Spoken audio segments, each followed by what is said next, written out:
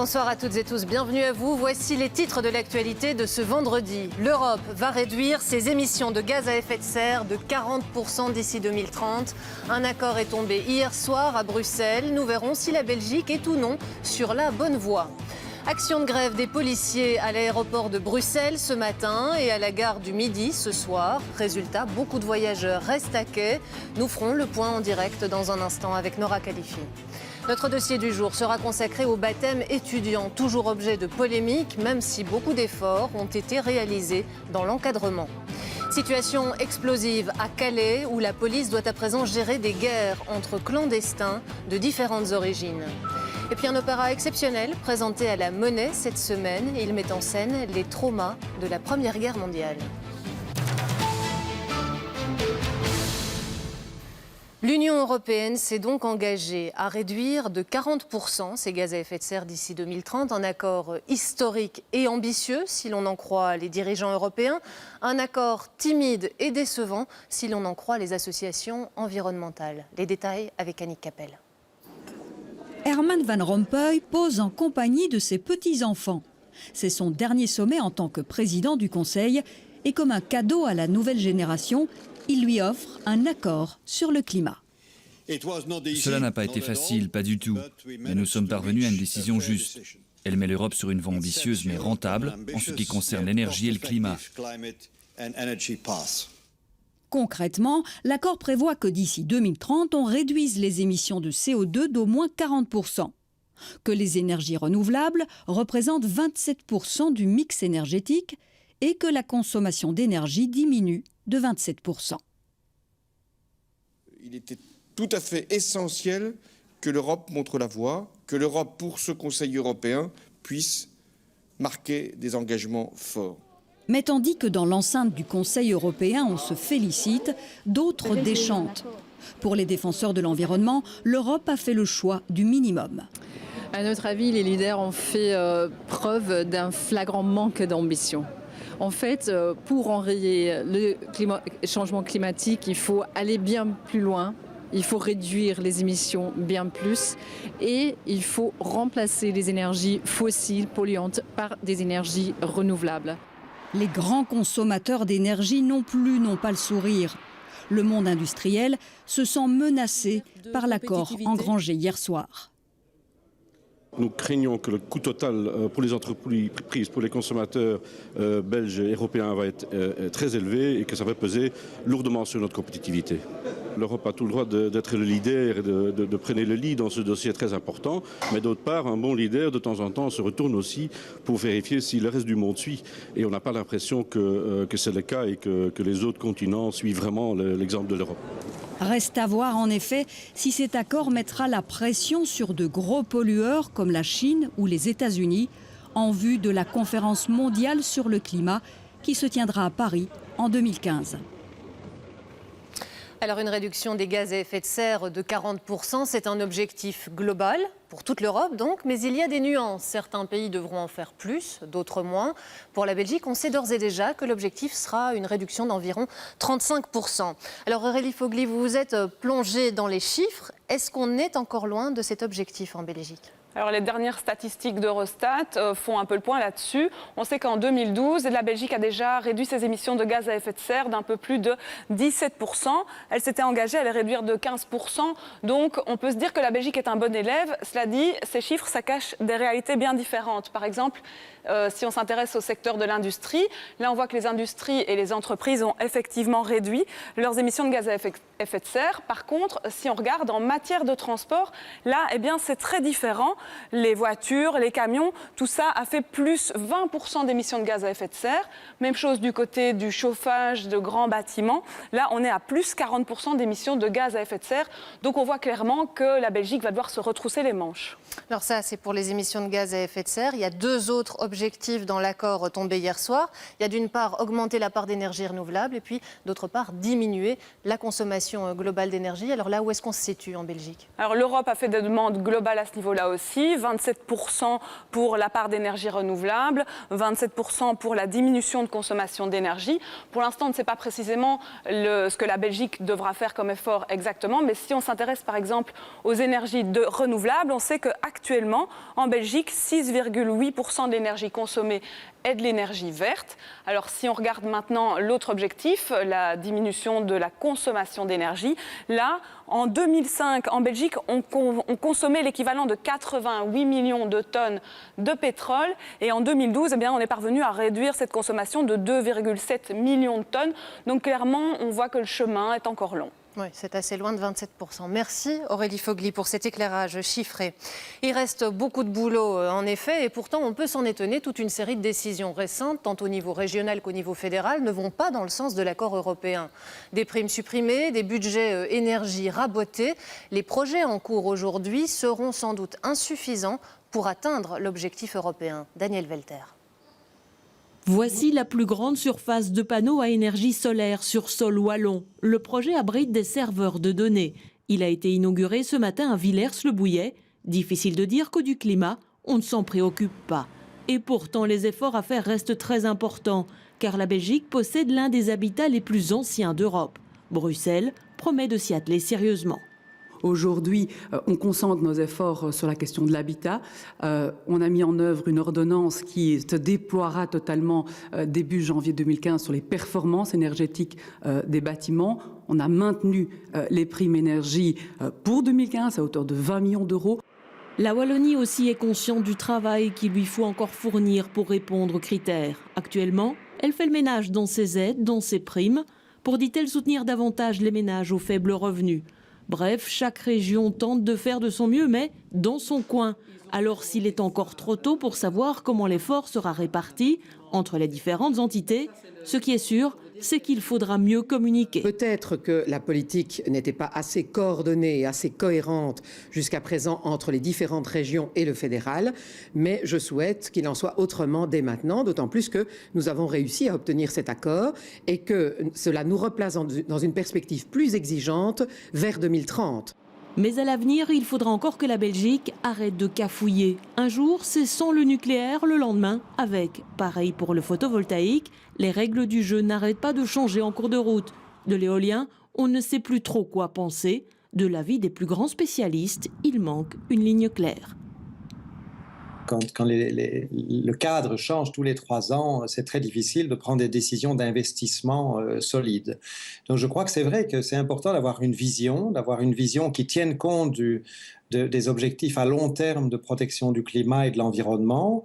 Les objectifs fixés par l'Europe ne seraient pas insurmontables, mais demanderont de la méthode et une bonne coordination. Départ en vacances perturbé aujourd'hui. La police a mené une grève du zèle à l'aéroport de Bruxelles, mais aussi à la gare du Midi, dans les terminaux Eurostar.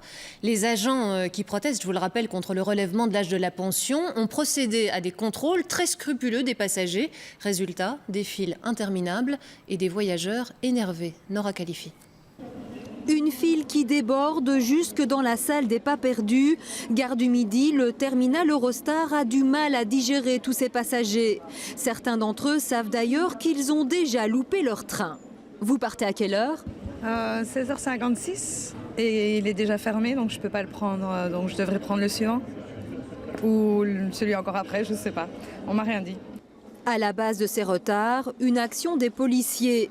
Embarquer pour Londres signifie quitter l'espace Schengen. Le contrôle est obligatoire, mais aujourd'hui, les policiers sont plus pointilleux. On va prendre un petit peu plus de temps pour le profiling et pour étudier le document d'identité des passagers. Et aussi, on va faire attention aussi aux mineurs et les combattants syriens. On fait toujours attention à ça, mais aujourd'hui, on va être encore plus sévère là-dessus. Et voilà, donc à cause de ça, il y aura du retard. Une grève du zèle avec un objectif clair, rappeler l'opposition des policiers à la réforme de leur système de pension. Ce n'est pas la fin en fait. Si les autorités ou le gouvernement ne veulent pas nous écouter, les actions vont se durcir et ils vont se multiplier dans le futur. Autre lieu, autre file, autre contrôle, même effet. À l'aéroport de Zaventem ce matin, la situation était tout aussi inhabituelle. Des contrôles 2 fois plus longs et une surveillance accrue, surtout pour les mineurs, nombreux ce matin à partir en vacances avant l'heure. C'est un contrôle plus approfondi au point qu'il y a beaucoup d'enfants qui partent aujourd'hui, qui doivent normalement être sur l'école. Et c'est une raison un peu ludique parce qu'on ne peut rien faire, on doit laisser partir les gens. On peut juste les dire, tu ne peux pas le faire, il faudrait normalement être à l'école. Je suis coupable, mais j'ai déjà informé l'école.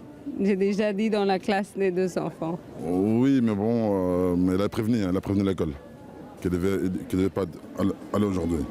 Aucun vol retardé ni annulé. À l'aéroport, le chaos annoncé n'a finalement pas eu lieu. À la gare du Midi, les passagers de l'Eurostar ne peuvent pas en dire autant. En effet, à l'heure qu'il est, la situation reste problématique à la gare du Midi. Nora Khalifi, vous êtes avec nous en direct. Des dizaines de personnes vont rater leur train ce soir encore.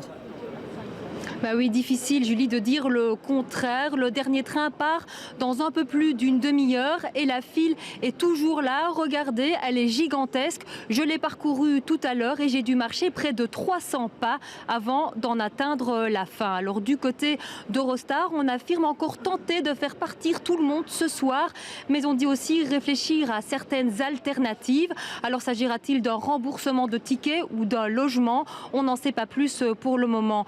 Quant à ce genre d'action, la SLFP affirme qu'il pourrait y en avoir d'autres, mais des actions plus dures, surprises, coup de poing, si le gouvernement n'entend pas les revendications des policiers. Merci Nora. La police, on continue d'en parler avec une autre décision qui met de l'huile sur le feu. Près de 300 formations pour devenir inspecteur de police viennent d'être purement et simplement annulées. Une décision du ministère de l'Intérieur. Marie Dessy. Tout comportement. 4e semaine de formation pour ces jeunes recrues, de futurs inspecteurs de police. C'est une formation d'1 an et puis 6 mois de stage probatoire où on apprend le métier de policier. Donc, comment effectuer son métier correctement, quelles sont les règles à respecter, qu'est-ce qu'on peut faire, qu'est-ce qu'on ne peut pas faire. Actuellement, ils ne sont que 100 à suivre l'unique formation proposée cette année par l'Académie, alors qu'ils étaient en moyenne 230 les années précédentes. Et le nombre de futurs inspecteurs de police ne risque pas d'augmenter. Déjà la mi-septembre, dans le cadre des négociations, nous avions appris que le futur gouvernement en soi avait pris comme décision de geler le recrutement au niveau de la fonction publique fédérale. Et assez vite, la police fédérale nous avait prévenu que l'admission du mois de décembre était compromise. Et le couperet est tombé donc, hier, effectivement, où nous avons reçu un courriel évoquant le fait que cette admission était annulée. Cette mesure ne frappe pas seulement le Hainaut, toutes les académies de police du pays sont concernées. Pas moins de 300 nouveaux aspirants qui devaient démarrer leur formation en décembre trouveront porte close. Il y aura moins de personnes en formation, il y aura moins de personnes engagées, mais il y aura plus d'anciens policiers sur le terrain. Et moi je reviens toujours avec cette fameuse qualité de service. Il est évident qu'avec cette différence d'âge, lorsqu'on est en intervention, ça cause immanquablement un préjudice envers la population, puisqu'il y aura une qualité de service beaucoup moindre. Et pourtant, les salles de cours, pour le moment sous-exploitées, sont prêtes à accueillir les aspirants. Aucune date n'est fixée à ce jour pour de nouvelles formations. Un mot sur la grogne des cheminots à présent. Les grèves surprises organisées cette semaine à Charleroi, Liège et la Louvière ont été qualifiées de grèves sauvages par la SNCB. Conséquence, les grévistes ne seront pas payés pour ces journées de grève. Ils écoperont également d'une sanction financière de 12 €. 300 grévistes environ sont concernés. Cette annonce passe mal.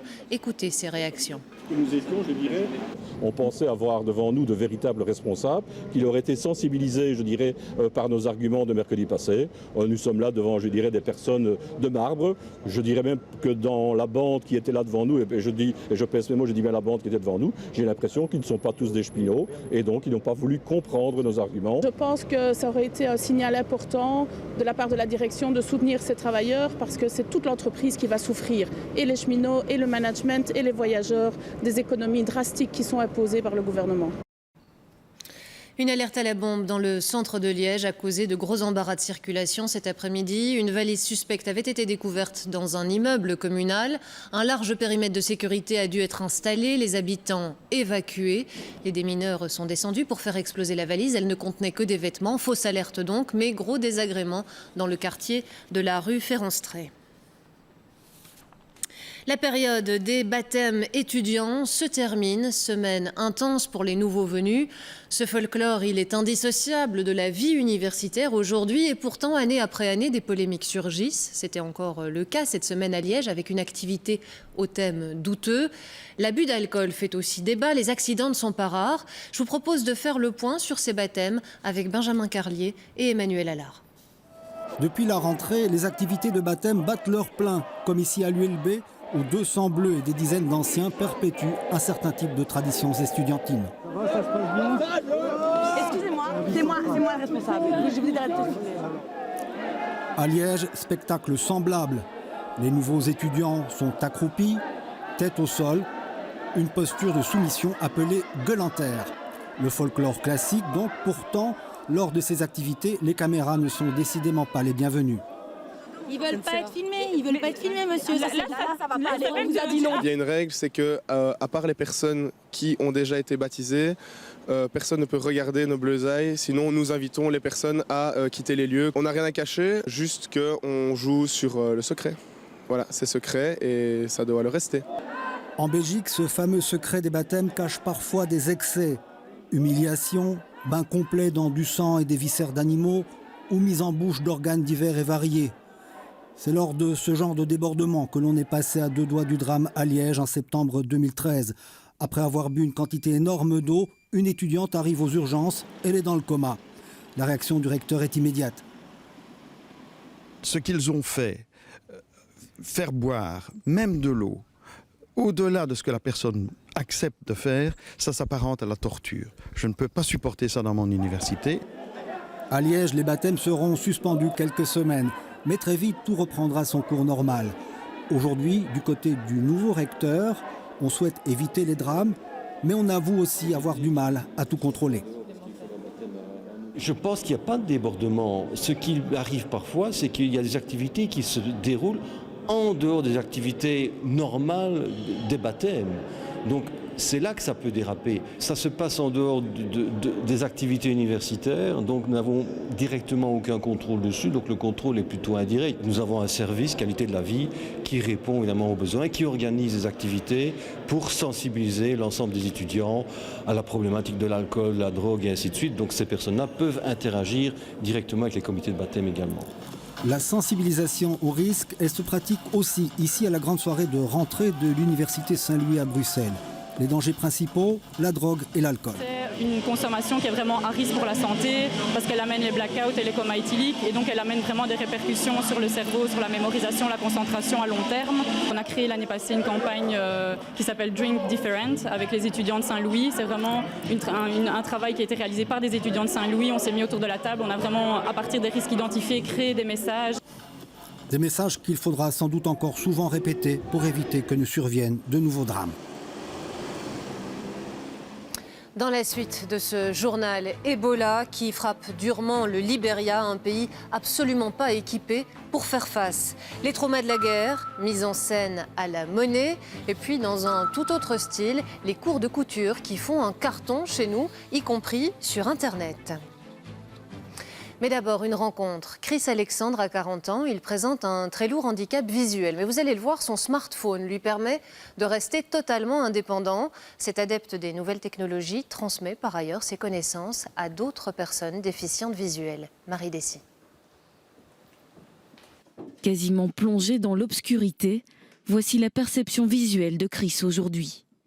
Une maladie dégénérative héréditaire affecte sa vue chaque jour un peu plus.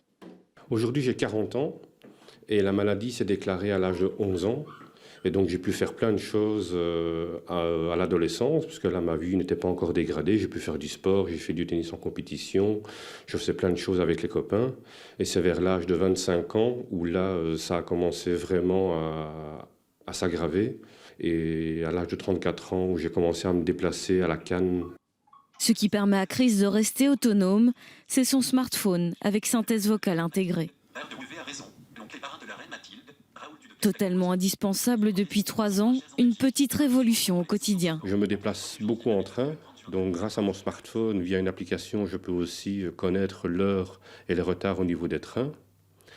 Je peux aussi avoir accès à la gestion de mes mails, à la gestion bancaire, donc je peux savoir le solde de mon compte, faire des virements. Chris ne fait plus appel aux autres pour lui lire son courrier. Le smartphone s'en charge et préserve en plus toute son intimité. C'est une application qui a été développée par une société belge qui est dans la région de Mons, je pense. L'application s'appelle Prismo et donc ça me permet moi de lire au quotidien mon courrier, mais aussi des magazines, etc. Direction le centre de Charleroi où Chris donne des formations à des personnes qui, comme lui, présentent un handicap visuel. Il veut les aider à améliorer leur qualité de vie grâce aux nouvelles technologies. Il y a des gestes appropriés pour la synthèse vocale. Ce ne sont pas les mêmes gestes que les personnes voyantes utilisent quand elles utilisent un smartphone. C'est important pour moi pour apprendre à utiliser le téléphone de manière efficace, de façon à faire les actions plus rapidement aussi. Mireille a acheté son téléphone il y a seulement 8 jours, un cap important. Beaucoup plus d'indépendance et beaucoup plus aussi d'assurance dans certaines fonctions. Et notamment, ce qui m'intéressait, c'était le GPS pour me retrouver. D'autres formations sont prévues. La prochaine portera sur l'accessibilité bancaire par Internet, une autre grande étape vers l'autonomie. Un mot à présent sur ces menaces à Istanbul. 4 consulats, dont celui de la Belgique, ont reçu des enveloppes suspectes contenant une poudre jaune non identifiée. Au total, 9 personnes ont été hospitalisées par mesure de précaution. Le consulat de Belgique à Istanbul a dû être totalement décontaminé. Situation de plus en plus explosive à Calais, dans le nord de la France, où les clandestins sont chaque jour plus nombreux. Vous le savez, c'est là, sur les côtes, qu'ils s'amassent avant de tenter de rejoindre l'Angleterre. Mais aujourd'hui, la situation est devenue intenable, et pas seulement d'un point de vue sanitaire. Les bagarres entre bandes se multiplient. La police a encore renforcé ses effectifs. Frédéric Gersdorf. Ils ne cherchent même plus à opérer discrètement. Sur la voie qui mène au ferry, les migrants tentent d'ouvrir la porte des camions, s'engouffrent à l'intérieur. Ici, un autre se jette dans la benne. Les policiers, en nombre aussi, interviennent. Le passage pour l'Angleterre, ce ne sera pas pour cette fois-ci. On estime environ 2200 le nombre de Syriens, Afghans ou encore Libyens qui tentent de pénétrer de force dans les camions, 50% de plus qu'il y a quelques semaines. Des migrants qui, n'ayant plus rien à perdre, tentent même leur chance en plein jour, sous l'œil des caméras. Maintenant, ils tentent le tout pour le tout à plusieurs centaines même, parce qu'il est arrivé ces derniers mois qu'ils soient 300, 400, 500 sur la rocade et qui prennent d'assaut les camions qui sont à l'arrêt comme aujourd'hui. La ville de Calais ne sait plus gérer cet afflux de migrants. De nombreuses associations tentent de leur venir en aide, mais la situation dégénère depuis 3 jours. Les bagarres entre bandes de réfugiés se multiplient, notamment entre Éthiopiens et Érythréens. Résultat, les autorités françaises durcissent le ton, 100 policiers en plus sur le terrain. Des barrières supplémentaires seront placées le long de la route d'accès au ferry. Une des missions prioritaires pour moi, c'est de faire en sorte que le port de Calais ne soit pas attractif pour les migrants et qu'il se répande bien dans les réseaux des filières, qu'aujourd'hui le port de Calais est sous protection, que les dispositifs sont améliorés et qu'il devient de plus en plus difficile de traverser la Manche. Des mesures qui visent donc à décourager les migrants, mais qui pourraient avoir pour effet de déplacer le problème, chez nous par exemple, à Zeebrugge ou Ostende. Et pendant ce temps-là, le Libéria compte ses morts. 2500 déjà, c'est la moitié des victimes du virus là-bas. Aujourd'hui, ce ne sont pas 1 ni 2 personnes qu'on enterre à la fois, mais des dizaines. Il faut imaginer le contexte. Le Libéria est très pauvre, il sort à peine de la guerre. Sur place, il n'y a quasi pas de médecins et l'aide internationale est totalement insuffisante. Esmeralda Labi. Ils attendent un peu hagards, sans savoir, sans comprendre ce qui se passe. Dans ce village, les morts sont parfois abandonnés dans les champs. La contamination est telle que le gouvernement a décidé d'envoyer des équipes d'inhumation ambulantes formées pour manipuler correctement les corps et la chaux. Les gens en larmes touchent ces cadavres. Ils cuisinent, ils mangent et dorment à côté pendant 1 voire 2 semaines avant de les enterrer. Maintenant, nous leur disons de ne pas laisser les corps là plus de 24 heures. Un travail difficile, d'autant que les villageois n'acceptent pas toujours cette façon de procéder. Le Libéria n'a pratiquement pas de médecins, on parle d'à peine 45 docteurs pour 4 millions d'habitants.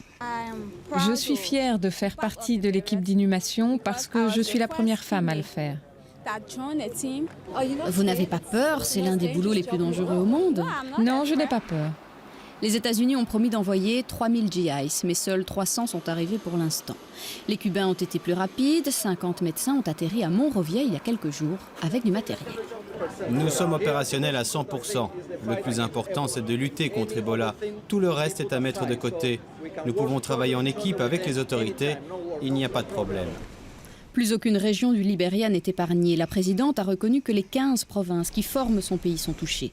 Médecins sans frontières réclament du personnel médical, pas de l'argent.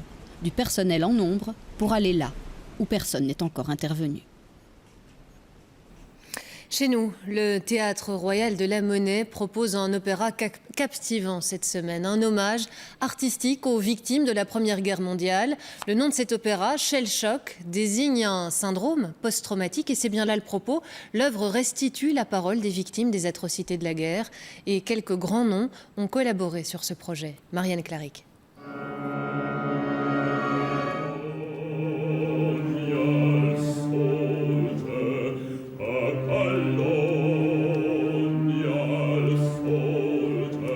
Je suis un soldat colonial, je porte une arme, je marche sur de la boue étrangère. Comme le soldat venu des colonies, les personnages de Shell Shock ont été marqués à vie par la Première Guerre mondiale. C'est un opéra, c'est basé sur une sorte de maladie en fait, qu'on a détectée après la guerre, qu'il y avait des gens qui avaient des problèmes mentaux et que ça se traduisait physiquement. Là, je trouve que ça allait assez bien ensemble de mettre la danse contemporaine qui contrôle ou contrôle pas le corps. Pour mettre en scène ce shell shock, ce syndrome post-traumatique, Nicolas Lenz a fait appel à un chorégraphe, et pas n'importe lequel. Pour des danseurs contemporains qui travaillent souvent autour de ces thèmes-là, justement, pas que des mouvements beaux, mais aussi des mouvements saccadés, un peu, torturés aussi. C'était fascinant de regarder tous ces documentaires autour de l'aspect du shell shock et de voir comment on pouvait retraduire ça. Pour monter ce spectacle, Larbi Cherkaoui s'est plongé dans les archives et les films sur la guerre. Et il a réussi à rendre l'atmosphère de l'époque, cette déshumanisation des hommes, comme dans cette scène sur les déserteurs. C'est une manière pour moi de commémorer la Première Guerre mondiale et ça se passe avec des images très glorieuses, très belles et des moments assez minables et un peu grotesques et parce que justement la guerre était ces deux choses-là et c'était tout ça. Pour sa partition musicale, Nicolas Lenz s'est souvenu des commémorations de la ville d'Ypres, sa ville natale. Enfant, il vivait dans un environnement où tout rappelait 14-18. Et là, j'allais très souvent au cimetière. Quand j'avais 10-11 ans, il y avait quelque chose qui m'attirait là-bas et j'allais toute seule. Et j'étais assis sous un arbre regardant ces tombes blanches. Les textes de Nick Cave sont durs comme l'était la vie dans les tranchées.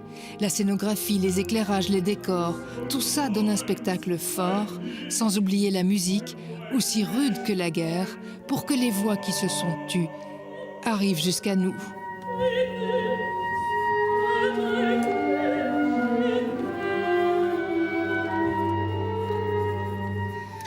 Focus à présent sur un loisir dans l'air du temps. La couture, les machines à coudre ne sont pas réservées à nos grands-mères. Non, non, le cousu humain fait un retour en force. Les cours sur Internet notamment se multiplient. La couture fait même l'objet d'émissions de télé-réalité. On décrypte cette tendance avec Perrine Willem. Rentrer chez soi, après le boulot, pour pousser la porte d'un tout autre bureau. La vie d'Isabelle, architecte de profession, balance désormais entre deux univers. Après les plans de bâtiments, place au tracé de vêtements, bobines de fil bariolées et tissus colorés à chaque fin de journée, Isabelle ne peut plus s'en passer. Une passion pour la couture née en même temps que sa fille, Lucie. Donc à la naissance de Lucie, je me suis dit, tiens, je ne serais pas de lui faire des petits vêtements. Et ça n'a pas fini. Ah bah non, c'est encore du travail. Hein. Et alors, du coup, j'ai été chercher la machine de la grande de mon mari. J'ai lu le mode d'emploi de la machine, j'ai été voir sur Internet. Et voilà, je m'y suis mise. Ça fait 3 ans et demi et voilà, je couds de plus en plus, et un petit peu voilà, tous les jours. Aucune formation et pour seul professeur, Internet et les centaines de blogs de couture qui ont aujourd'hui envahi la toile. La toile, c'est d'ailleurs là qu'Isabelle a été repérée par la BBC France. Son propre blog a retenu l'attention de la chaîne télévisée. Après un casting à Paris, la voilà candidate dans Cousu Humain, une émission de couture diffusée en septembre dernier sur M6. Ce que j'adore, c'est transformer des vêtements pour mes enfants. Dans des vieux vêtements, dans des tabliers de grand-mère. C'est pas vraiment de la customisation, c'est plutôt de la transformation. L'émission est un succès, les téléspectateurs au rendez-vous, preuve que la couture intéresse un public de plus en plus large. La couture à nouveau à la mode, une tendance qui s'inscrit en fait dans un phénomène plus global, le besoin de revenir au fait main. Les gens ont envie de refaire un potager, les gens ont envie de réapprendre à faire des choses finalement qui se sont perdues, mais c'est ce désir de vouloir faire les choses soi-même, donc le do it yourself qu'on entend beaucoup, dont on entend beaucoup parler. Et je pense que les gens ont vraiment ce besoin de retour à la source et ont besoin de faire les choses eux-mêmes. Et c'est pour ça que je pense que la couture revient vraiment à la mode. Le plaisir de créer, la fierté de faire soi-même, même motivation pour une même passion. Ici aussi les machines turbines. Ce soir chez Laurence, pour ses couturières, c'est l'heure du cours hebdomadaire. Oui, tu peux mettre quelques épingles pour maintenir. Parce que c'est vraiment important d'aller chercher le pli, il doit être dans le droit fil. Depuis 1 an, les demandes d'inscription augmentent constamment. Ici, c'est la formule qui séduit, avancer pas à pas grâce aux conseils d'une chevronnée, à chacune son rythme et ses envies. Ici, ce qui est bien, c'est qu'on vient avec un projet, une idée, un tissu, et on fait ce qu'on a envie de faire. La couture demande tellement d'atouts différents que tout le monde a bien une capacité ici en tout cas qu'elle peut faire valoir dans son travail. Après, le reste peut se développer. Patience, persévérance, mais aussi épanouissement personnel. Laurence est arrivée il y a 1 an. Suite à un burn-out, la couture est vite devenue une véritable thérapie. Je me suis dit que c'était le moment où je pouvais me détacher du milieu professionnel et faire quelque chose qui me plaisait et qui allait vraiment m'apporter un bien-être. Un passe-temps enrichissant, mais pas spécialement rentable. Le tissu n'est pas donné non plus. Là, si on veut un bon résultat, il faut quand même mettre le prix. Donc, ce qu'on achète en magasin est un peu moins cher. Voilà. C'est complémentaire. C'est complémentaire. Voilà, c'est ça. Loisirs créatifs et récréatifs, solitaires ou collectifs, la couture est donc revenue au goût du jour et des jeunes. Que nos grand-mères se rassurent, leur savoir-faire est à nouveau entre de bonnes mains. Et à Namur, c'est un clin d'œil, c'est du tricot urbain qui s'expose pour le moment. Toute une série d'arbres ont été habillés pour l'hiver. Quelques bancs également, vous allez les voir. De l'art de rue assez original, de quoi égayer l'espace public pendant 1 mois. Les tricots seront ensuite décousus et redistribués aux plus démunis. Un mot de sport en tennis. David Goffin s'est qualifié pour les demi-finales du tournoi ATP de Bâle. Une très belle victoire face au 9e joueur mondial Miloš Raonic. C'est la première fois que le Liégeois écarte un joueur du top 10.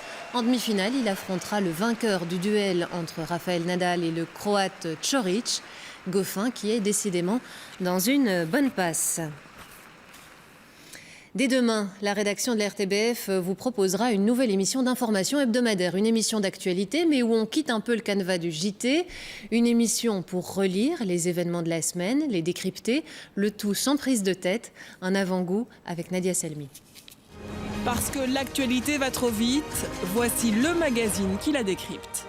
Bonsoir et bienvenue dans C'est à la Une, votre nouveau rendez-vous d'actualité. Je vous propose l'actualité sous un angle différent. Voilà l'objectif de C'est à la Une, présenté par François Mazur, ici en salle de montage avec son équipe pour la touche finale. Alors C'est à la Une, c'est une émission très rythmée, très rubriquée, où notamment on va faire certains débriefs sur des sujets sur lesquels on n'a peut-être pas été suffisamment en profondeur dans les JT quotidiens, mais aussi des chroniques plus longues où on prend le temps d'analyser certains sujets. Parmi les séquences, il y a dans les yeux d'eux pour mieux cerner une personnalité. C'est qui Philippe Geluc.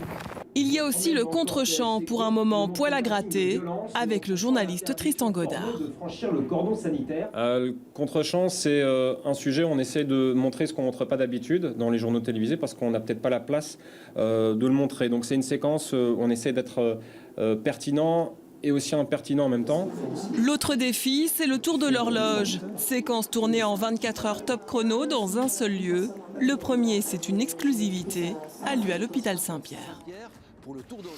Rendez-vous demain donc à 18h30 sur la Une pour la première de cette émission. La météo, demain, le temps restera gris sur la moitié est avec quelques gouttes résiduelles. On retrouvera progressivement un temps plus sec avec des éclaircies sur l'ouest. Les températures seront comprises entre 10 et 15 degrés. Merci de vous informer avec la RTBF. Prochain rendez-vous avec l'info, c'est à 22h30, le 12 minutes et Nicolas Gillard. Et ce soir sur la Une, vous pourrez aussi découvrir la nouvelle émission de divertissement. Ça n'arrive pas qu'aux autres, avec de croustillantes caméras cachées. C'est à 20h50. Je vous souhaite une très agréable soirée. À demain.